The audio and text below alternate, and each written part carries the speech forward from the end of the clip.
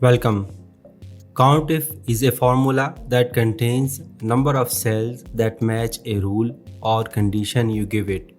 For example, in below data, you want to count how many times paid appears or how many numbers are greater than 500.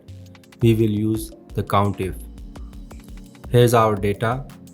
In the list of payments, if you want to count how many are paid, I'll type equals COUNTIF, open parenthesis, select the range, then type the paid of your desired rule or desired condition, close parenthesis and hit enter. Excel will show you the number of times paid appears in your data. Now if you want to count how many sales are greater than 500, we will type equals COUNTIF, start parenthesis, column range.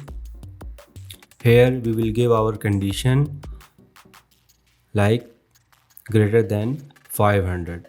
It's mean Excel will count the sales which are greater than 500, close parenthesis and hit enter. And Excel gives you the answer.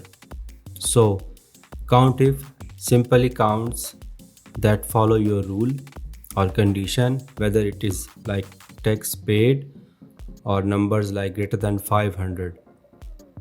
If this was helpful, please like and subscribe for more simple Excel tips. See you in the next video.